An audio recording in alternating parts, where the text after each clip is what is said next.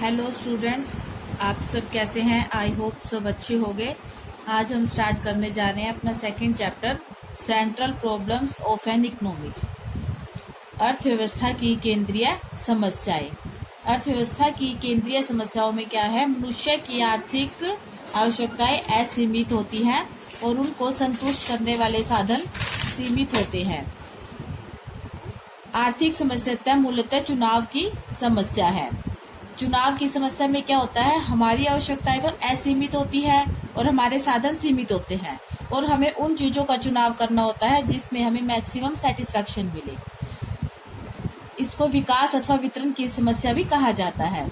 उनके विकास तथा वितरण की समस्या में आर्थिक समस्या वह समस्या है जिसका संबंध वर्तमान साधनों के उचित बंटवारे तथा भविष्य में साधनों की वृद्धि और उनके वितरण से है।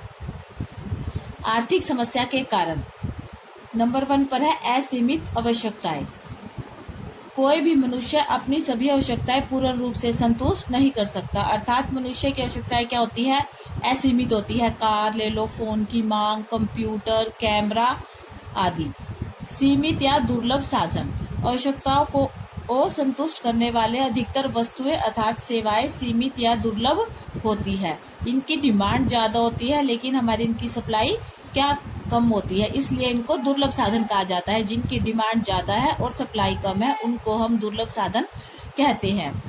थर्ड नंबर है वैकल्पिक प्रयोग। वैकल्पिक प्रयोग का मीनिंग है एक चीज के अनेक उपयोग करना। प्रत्येक व्यक्ति या समाज को यह चुनाव करना पड़ता है कि वह अपने सीमित साधनों का प्रयोग कौन सी आवश्यकताओं को संतुष्ट करने के लिए करे। वास्तव में चुनाव की समस्या ही अर्थशास्त्र की मुख्य समस्या है। वैकल्पिक प्रयोग, इसमें क्या है कि जैसे हमारे पास कोई एक चीज है, चने हैं, चने का एग्जाम्पल लेकर चलते हैं। अगर हमें चने सस्ते मार्केट में सस्ते मिल रहे हैं तो हम बड़े भी उसको खा सकते हैं, बच्चे भी खा सकते हैं और पशुओं को खिलाने में भी प्रयोग कर सकते हैं।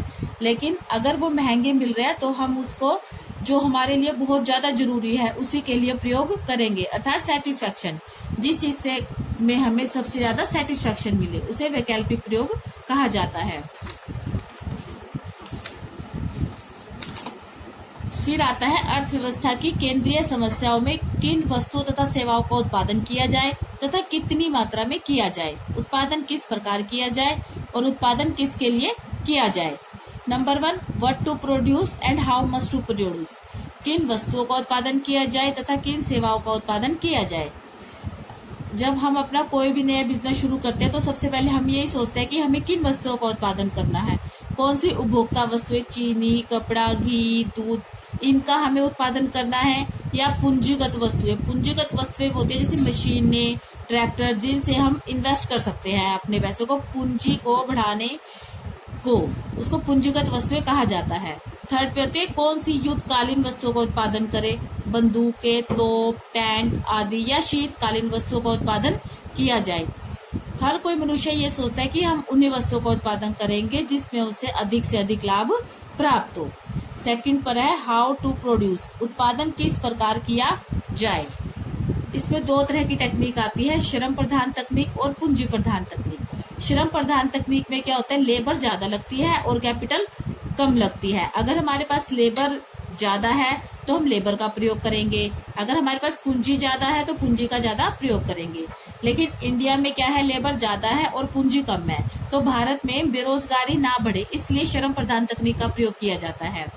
पूंजी प्रधान तकनीक में पूंजी का ज्यादा प्रयोग किया जाता है और श्रम का कम प्रयोग किया जाता है। ये यूएसए, अमेरिका वगैरह में क्या चलता है? वहां पर लेबर कम होती है और कैपिटल ज्यादा होती है, इसलिए वहां पर पूंजी का ज्यादा उपयोग किया जाता है। लेकिन सबसे अच्छी टेक्निक वह होती है जिसमें हमें किसी भी टेक्निक का प्रयोग करें, चाहे श्रम प्रधान तकनीक का प्रयोग करें चाहे पूंजी प्रधान तकनीक का प्रयोग करें, हमारा जो प्रोडक्शन है वो सेम मात्रा में होना चाहिए, उसमें कोई फर्क नहीं पड़ना चाहिए। अर्थात सबसे कुशल तकनीक वह तकनीक है जिसके प्रयोग से समान मात्रा का उत्पादन करने के लिए सीमित साधनों की सबसे कम आवश्यकता होती है, उसे पूंजी प्रधान तकनीक या श्रम प्रधान तकनीक कहा जाता है।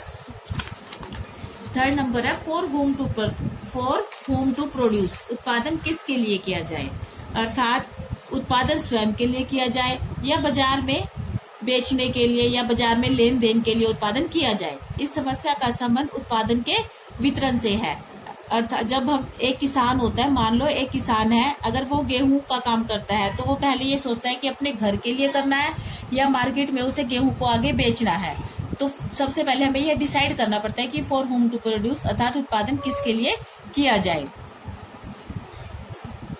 नेक्स्ट आता है केंद्रीय समस्याओं का विस्तृत रूप। साधनों का पूर्ण उपयोग कैसे हो, अर्थात साधनों का पूर्ण उपयोग का मतलब है कि पूर्ण रोजगार प्रदान करना। कोई भी साधन हमारा खराब नहीं होना चाहिए। जैसे हमने कोई मशीनें लगा रखी है तो कोई भी मशीन हमारी खराब नहीं होनी चाहिए। वेस्ट नहीं करना हमने किसी भी चीज को। सभी लोगों को पूर्ण रोजगार, सभी को रोजगार मिलना, जो काम करना चाहते हैं उन सबको उनके अकॉर्डिंग काम मिलना। सेकंड पर आता है साधनों का विकास कैसे हो, उत्पादन के स्तर में वृद्धि करना। इस समस्या में आर्थिक विकास की समस्या भी कहा जाता है।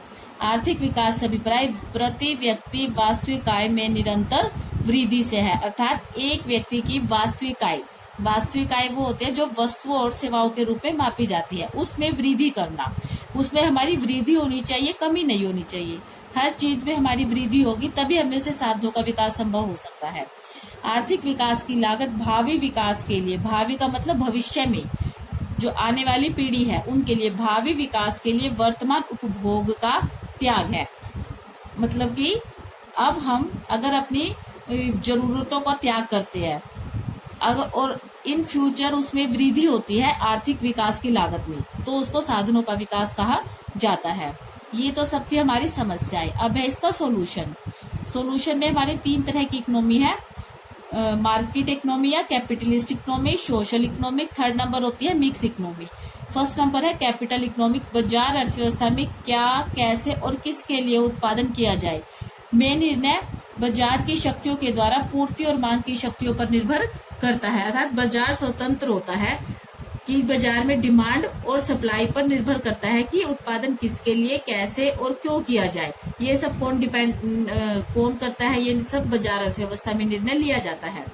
सेकंड है सेंट्रल प्लान इकोनॉमी या सोशलिस्ट इकोनॉमी। इसमें निर्णय कौन लेता है, केंद्रीय योजनाबद्ध अर्थव्यवस्था में निर्णय what to produce, for how and for whom उत्पादन किया जाए से संबंधित निर्णय केंद्रीय सरकार द्वारा लिया जाता है। इसमें निर्णय उसमें के लिए लिया जाता है कि अधिकतम सामाजिक कल्याण के उद्देश्य को ध्यान में रखकर निर्णय लिए जाते हैं। ये सब निर्णय केंद्रीय सरकार द्वारा लिए जाते हैं। इसमें लोगों को ज्यादा से ज्यादा कल्याण हो, अपने प्रॉफिट को इम्पोर्टेंस न देकर लोगों के कल्याण को ज्यादा ध्यान में रखा जाता है। थर्ड में है मिक्स्ड इकोनॉमी। मिक्स्ड इकोनॉमी में मिश्रित अर्थव्यवस्था में बाजार अर्थव्यवस्था तथा केंद्रीय योजनाबद्ध अर्थव्यवस्था दोनों के गुण पाए जाते हैं। इसमें बाजार की मांग और पूर्ति के द्वारा भी निर्णय लिए जा सकते हैं और लोगों के कल्याण के लिए भी निर्णय लिए जा सकते हैं। मिक्स इकोनॉमी में दोनों के ही गुण पाए जाते हैं। उत्पादन किया जाए संबंधित निर्णय बाजार शक्तियों और सामाजिक कल्याण दोनों के आधार पर लिए जाते हैं। Thank you. अगर आपको ये वीडियो पसंद आए तो लाइक, शेयर और सब्सक्राइब जरूर करें।